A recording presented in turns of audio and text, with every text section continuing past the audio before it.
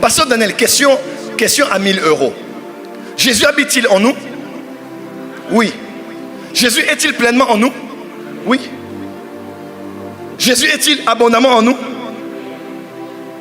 Jésus vit-il en nous? Pourquoi avons-nous besoin de prendre la Sainte Seine? Pourquoi avons-nous besoin de boire du sang et de manger la chair? Au-delà d'un rituel ou d'un sacrement, il y a une dimension de la spiritualité de la Sainte Seine. Je peux t'expliquer quelque chose? Nous prenons le sang de Jésus pour que son sang ait un impact dans le nôtre.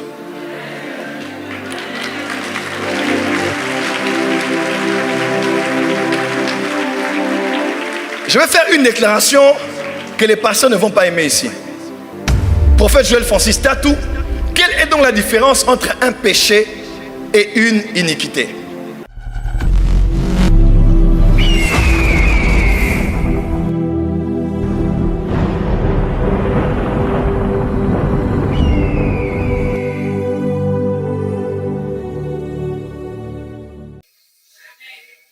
Dans cette même famille, ils avaient un scénario répétitif qui faisait que les hommes, à part dans le mariage, ils aient des enfants hors mariage.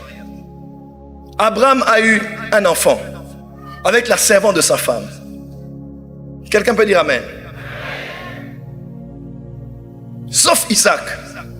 Jacob a eu des enfants avec Léa et Rachel et avec leurs servantes. Il y avait comme quelque chose qui faisait qu'on a des enfants ici, mais on doit en avoir aussi à l'extérieur.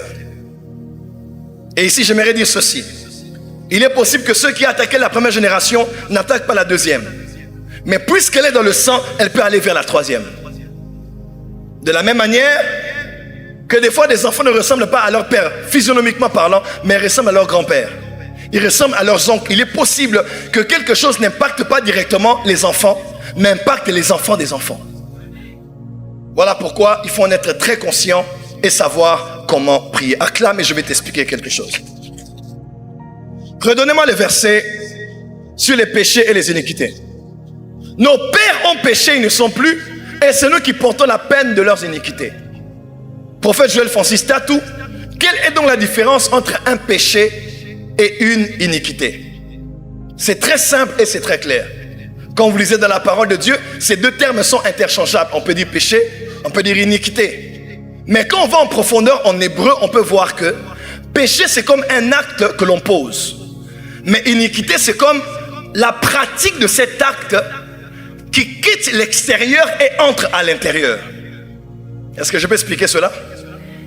Je peux expliquer cela? Lorsque j'ai menti une fois. Mais les scientifiques disent que lorsqu'un homme pratique quelque chose pendant 21 jours, ça devient génétique. Ça peut entrer et se codifier génétiquement. Donc c'est un acte, un vice manifesté à l'extérieur, mais à force de pratique, cela devient génétique. Et quand ça devient génétique, ça devient ce qu'on appelle l'iniquité. L'apôtre Paul dit, ce que je sais qui est bien, je ne le fais pas. Ce que je sais qui est mal, c'est ce que je fais. Pourquoi? Parce qu'il y a un péché qui habite en moi. L'iniquité, c'est le péché. Ce n'est pas le péché que tu commets, mais c'est le péché qui habite en toi. Qu'est-ce qui a fait tomber Lucifer? Ce n'est pas le péché. Quand vous lisez Ézéchiel, Lucifer péchait déjà. Il était dans des commerces bizarres, il faisait beaucoup de choses. Dieu n'avait pas parlé à ce sujet. Mais le jour où l'iniquité fut trouvée en lui, alors Dieu a décidé de le faire tomber. Ce jour-là, les hommes diront, n'avons-nous pas prophétisé, guéri les malades, prêché l'évangile? Qu'est-ce qu'il dira? Il dira, éloignez-vous de moi, vous tous qui commettez, non pas le péché, mais qui commettez l'iniquité. On ne perdra pas le salut parce qu'on a péché. On perdra le salut parce qu'on a vécu une vie de pratique. Voilà pourquoi on dit, dehors les chiens et tous ceux qui aiment et pratiquent le mensonge. Pratiquer en grec, c'est le mot poieo. Il y avait moi poieo. Poieo, c'est comme quelque chose qu'on pratique et qui nous déforme. Dis avec moi pratique. Qu'est-ce que Satan cherche quand il te pousse à pécher? Satan cherche non pas que tu pêches, mais que tu deviennes pécheur. Qu'est-ce que Satan cherche quand il veut que tu fumes? Il ne te pousse pas à fumer, il veut que tu sois un fumeur.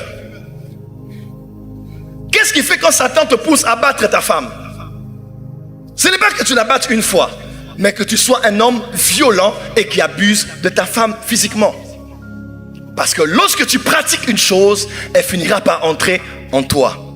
Et lorsque tu pars, tous ceux qui porteront ton nom ou tes gènes par rapport au chromosome 23, n'est-ce pas? Du père et de la mère, 46, c'est ça?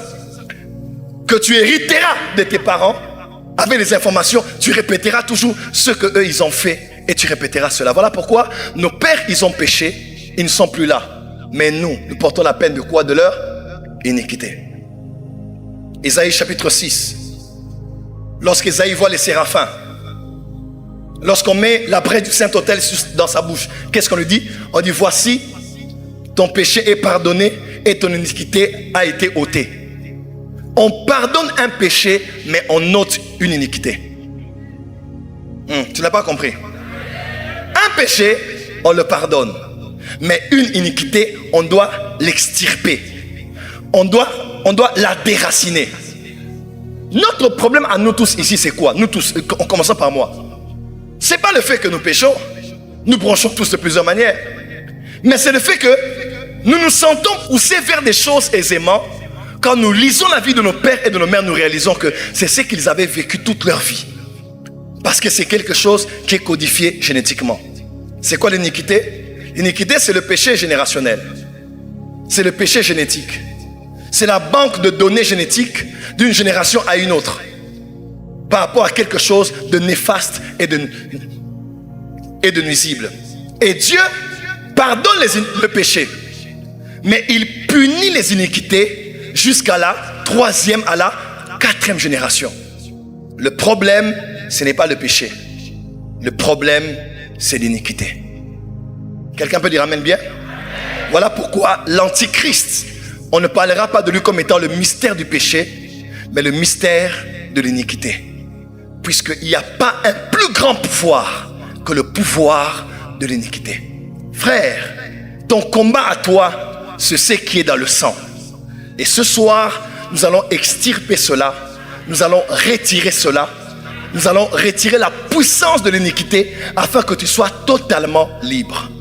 Lève la main du Seigneur, mon sang, purifie mon sang. Pasteur Daniel, question à 1000 €. Jésus habite-t-il en nous? Oui. Jésus est-il pleinement en nous? Oui. Jésus est-il abondamment en nous? Jésus vit-il en nous? Pourquoi avons-nous besoin de prendre la Sainte Seine? Pourquoi avons-nous besoin de boire du sang et de manger la chair? Au-delà d'un rituel ou d'un sacrement, il y a une dimension de la spiritualité de la Sainte Seine. Je peux t'expliquer quelque chose?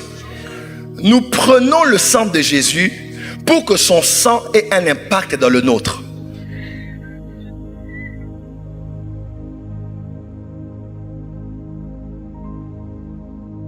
Je vais faire une déclaration que les pasteurs ne vont pas aimer ici.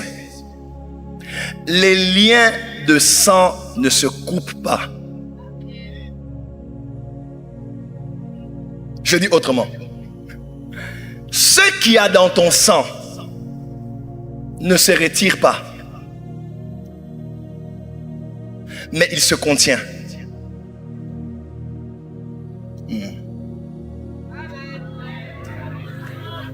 Si ta grand-mère était sorcière et que toi et que ta maman était diseuse de bonne aventure, dans ton sang il y a la magie.